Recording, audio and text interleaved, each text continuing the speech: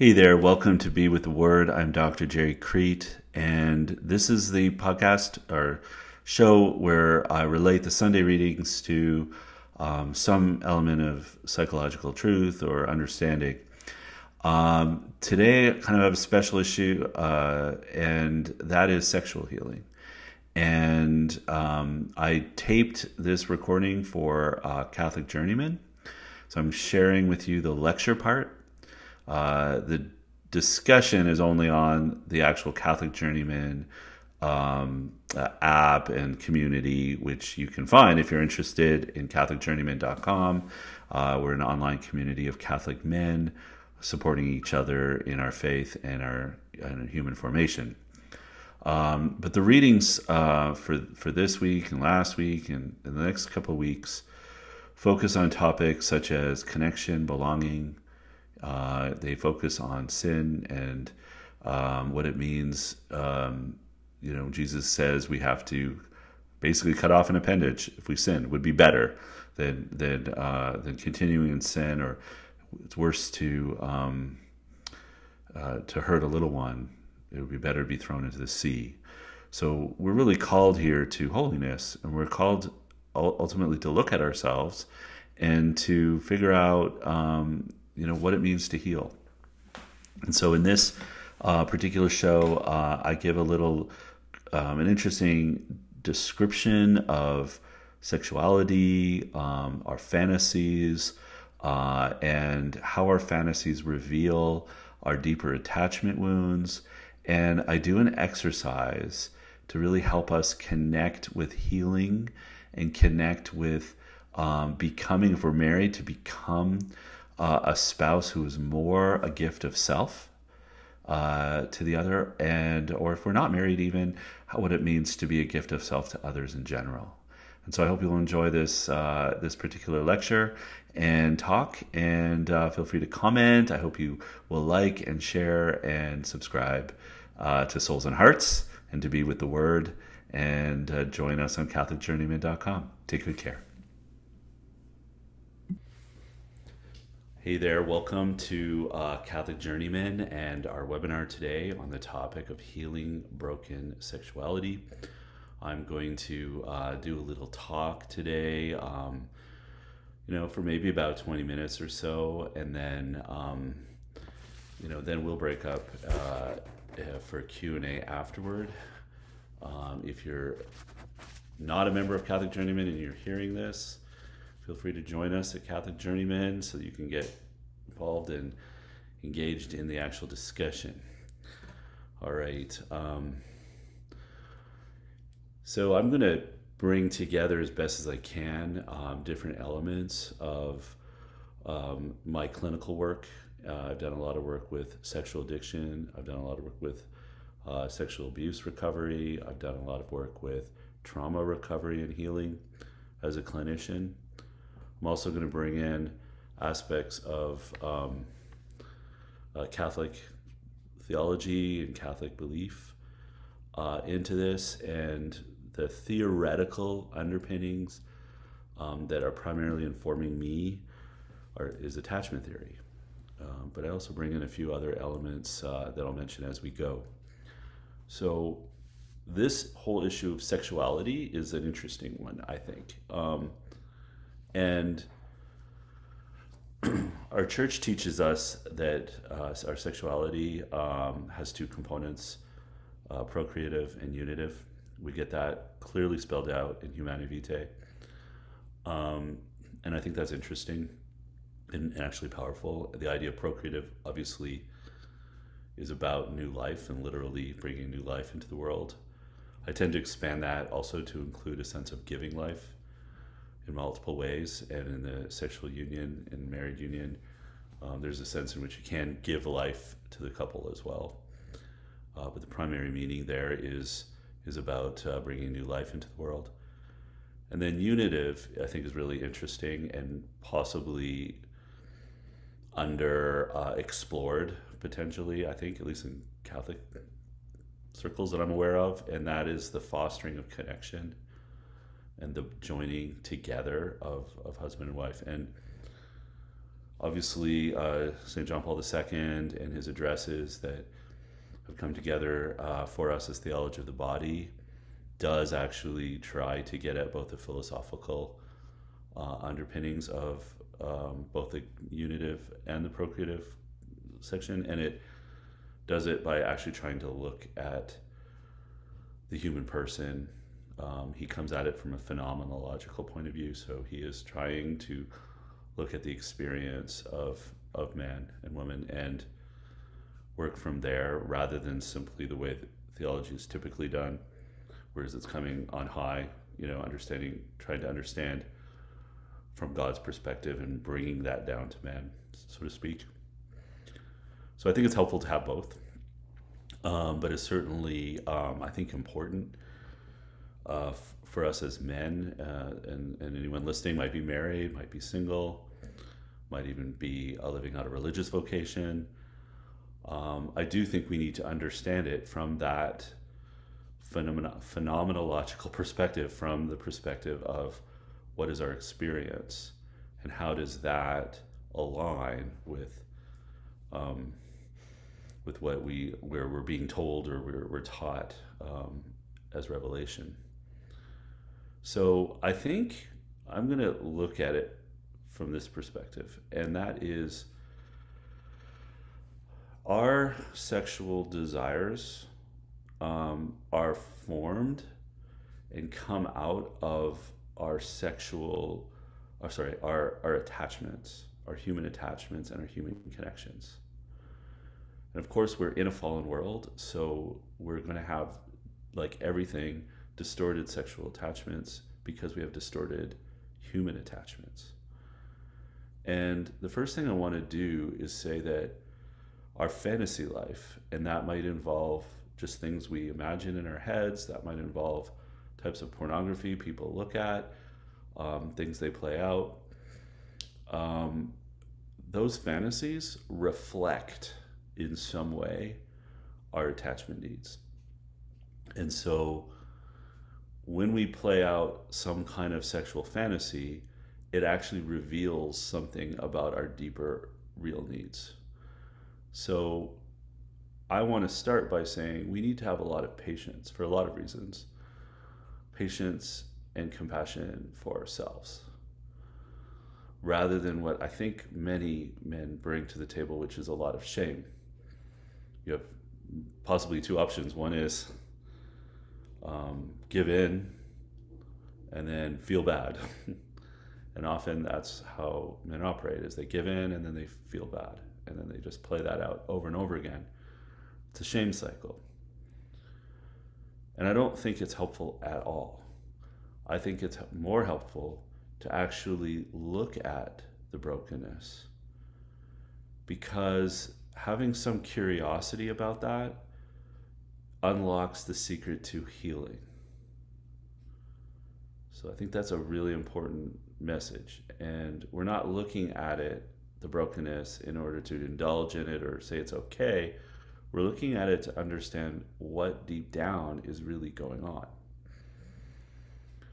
So it's interesting, right? Because I was talking about this, I think, to the group in the office hours last week in Catholic Journeymen. We actually got into it a little bit, which is great. So if you were there, you might remember some of this. But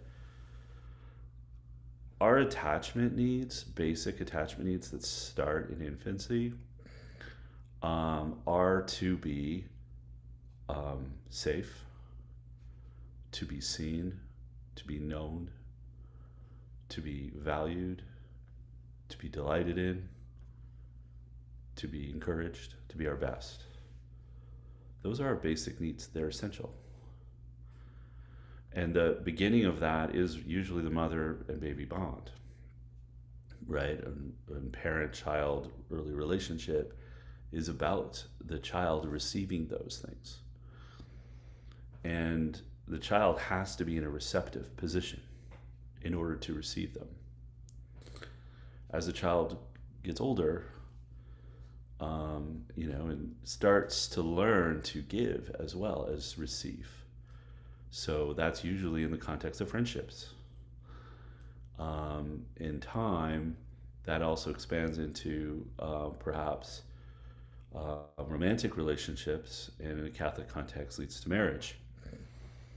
Within marriage, it isn't just a baby receiving or child receiving their attachment needs, it's a reciprocal giving, give and take. It's a mutual giving. And theology of the body actually does an amazing job of actually capturing that.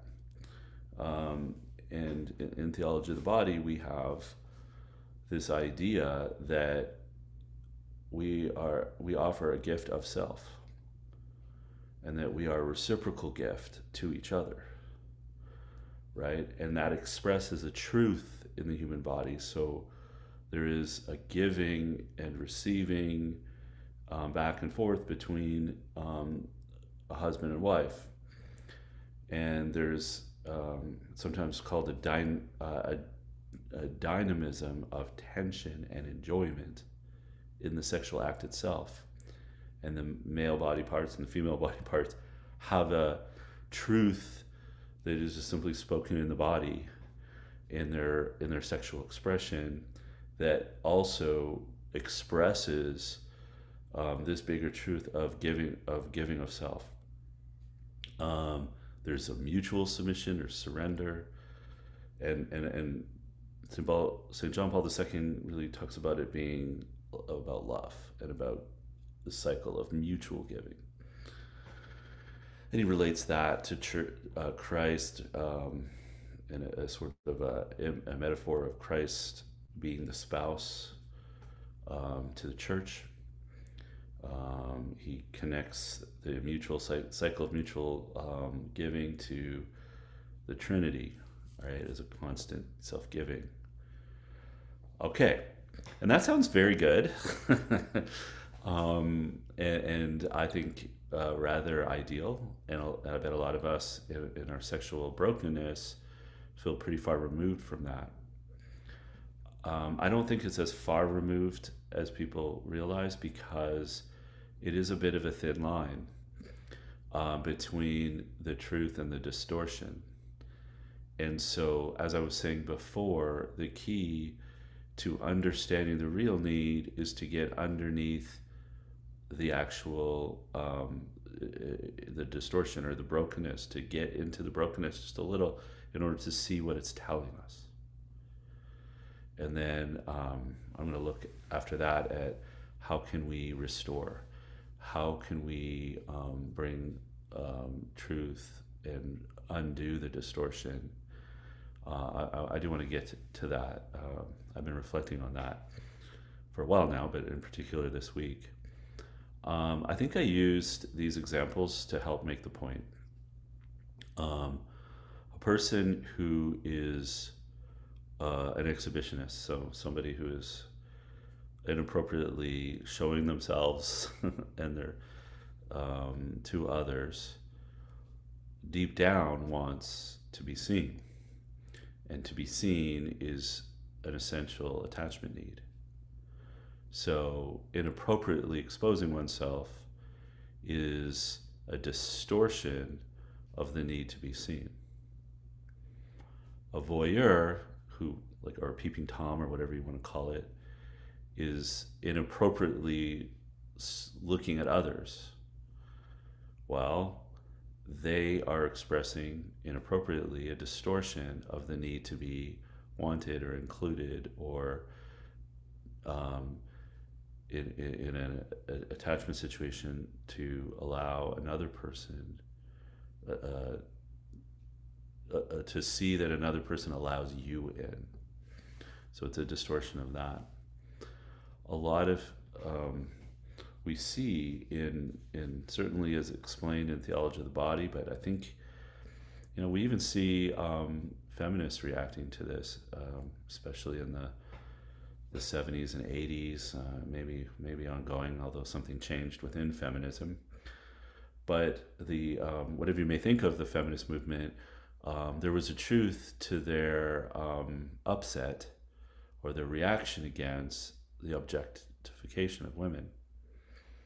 And we also see, I believe, pretty strongly since for a while now, but especially in a unique way, maybe since the 90s, maybe earlier, more and more objectification of men as well, reflected in television, advertisement, this kind of thing.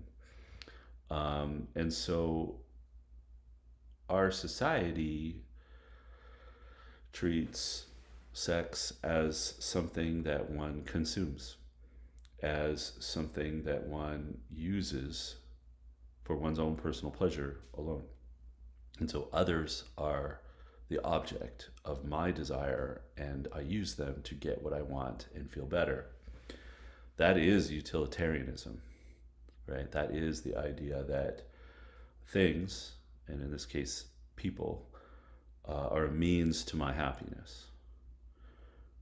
And so pornography itself, if you think about it, definitely plays into that on multiple levels because on one hand, one might pick a certain kind of pornography in order to have an attachment need met, right? Whatever the fantasy is in the pornography, whatever one's seeing, reflects a distortion of the attachment needs that I mentioned.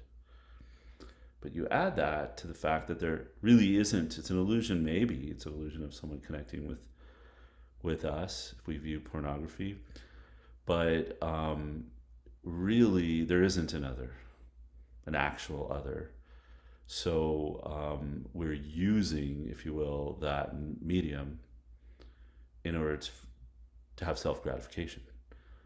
So at its core, pornography is essentially a utilitarian activity with an illusion and attachment need being met.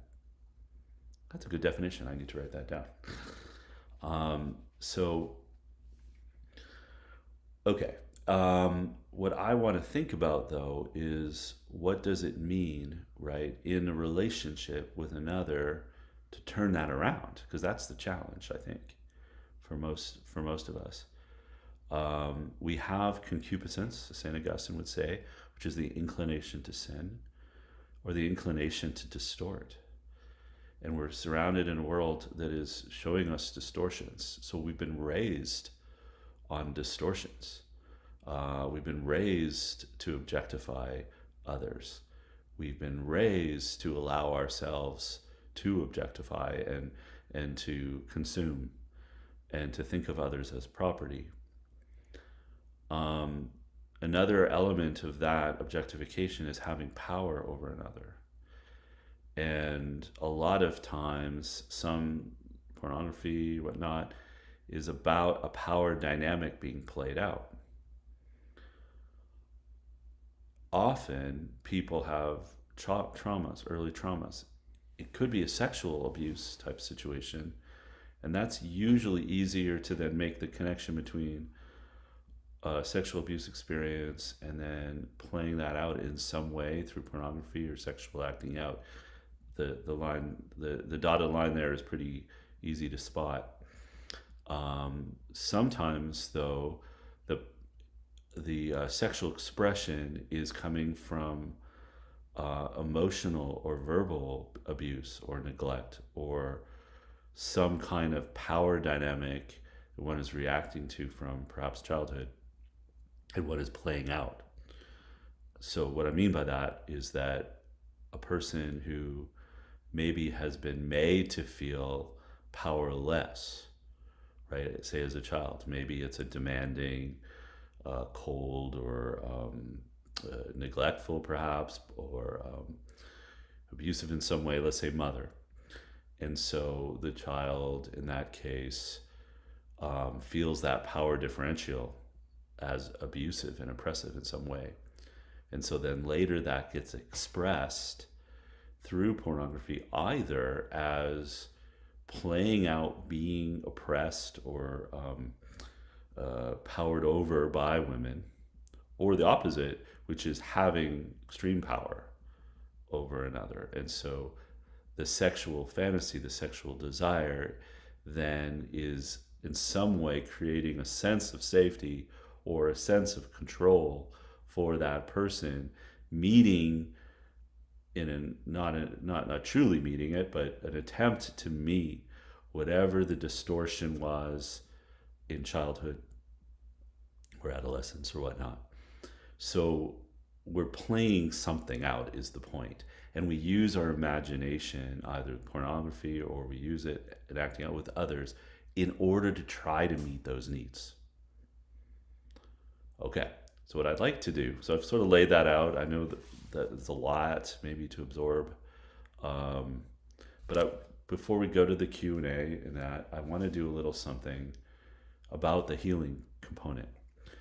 So we identify the problem, and we all are going to have a different brokenness. We're all going to have a different way in which that may be played out, and nuances to it. But at a core, a lot of our attachment needs are similar. So I want to take a moment and do a little self-reflection and do a little activity to see if we can't get to what our core need is and use that same imagination for good to see and maybe allow God in a little to show us how it could be expressed differently. All right. So if I'm going to do that, at first I want to just start with a little prayer. So in the Father and the Son and the Holy Spirit. Dear God, thank you for this time. I pray that what I have expressed and talked about is true and pleasing to you and helpful to others. I'm asking for your presence to be with me during this little small activity and to help reveal to us what we need to have revealed in order to grow and heal. All right, so I'd like to start for a moment and just invite anyone listening to pause, get a little grounded. The normal way to do that is through the breath. So taking a very deep breath from our bellies, filling our whole chest, and then releasing. And as we release, we drop our shoulders, and we allow ourselves to be filled with comfort and calm, God's Spirit. We breathe out any stresses and our anxieties, tension, anything we're holding on to. And so, God, we ask you to fill our hearts as we breathe in.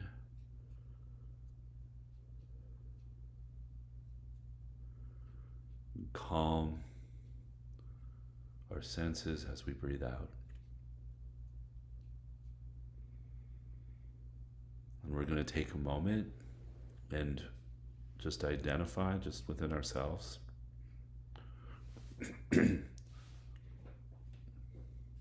some part of brokenness, especially perhaps sexual brokenness, that we have experienced. That might be a fantasy, might be a kind of pornography, that might be an unhealthy sexual dynamic played out with others or with self. We're just going to notice it for a moment.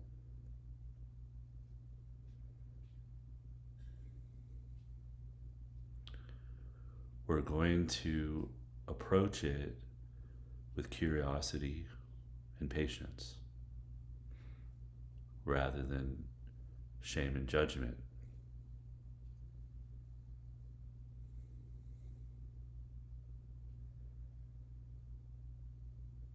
We're going to ask you to help us to see if we can't notice some way in which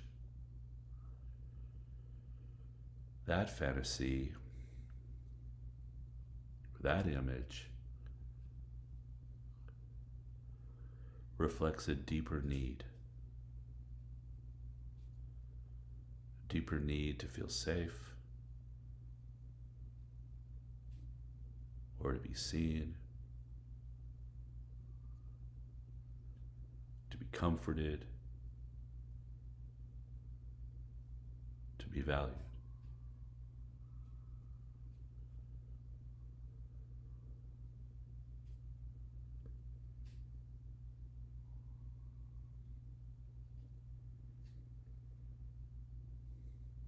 And if we can,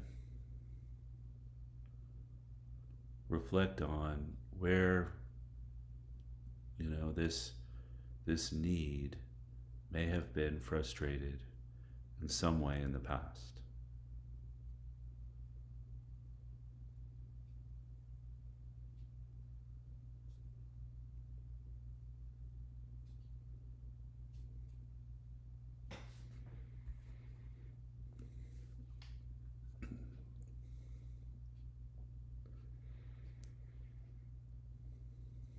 We're just going to invite you, God, in any way you see fit,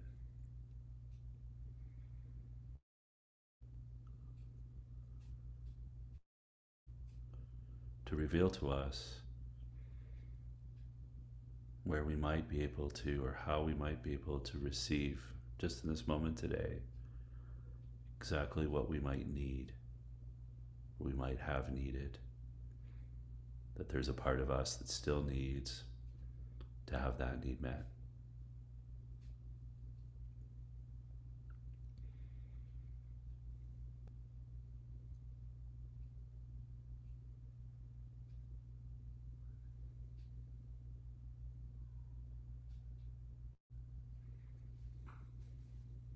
And as we receive that, however you choose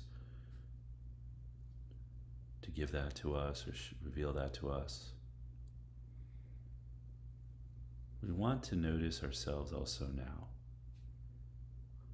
the man that we are today.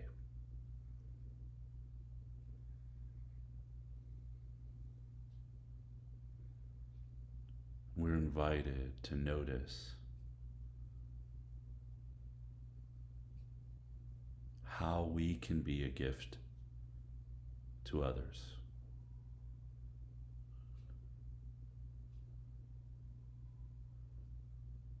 And if we're married, it might be with our spouse or wife. If we're single, it might be even in a non-sexual way with a friend or some loved one. We're going to notice what it's like to feel safe with someone we care about.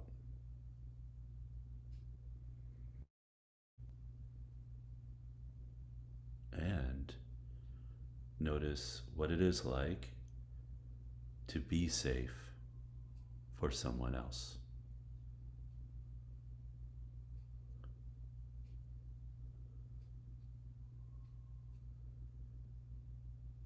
I invite you to notice what it is like to be seen by another,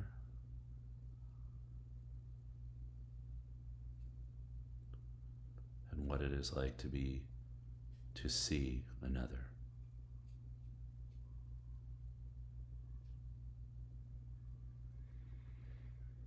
I invite you to notice what it is like for the self to be known and to know another.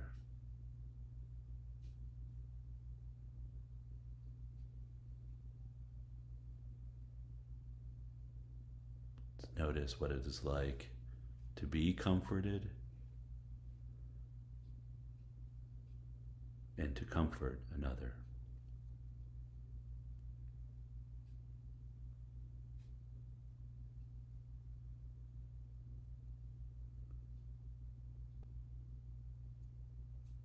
To be encouraged and to encourage another.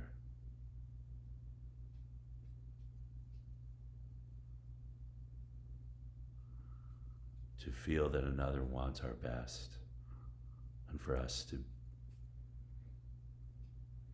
grow fully into our true self and to want that for another. And if we can, notice what it is like for another to delight in us and for us to delight in another.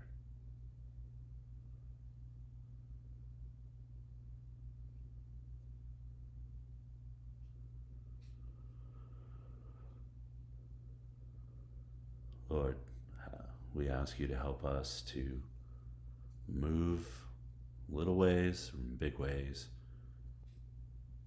with your help, into seeing ourselves as a gift to others, and to help us receive the gift of another. Help us to truly surrender with another in an environment of love. Help us to reflect the Trinity as much as we can in that cycle of mutual giving.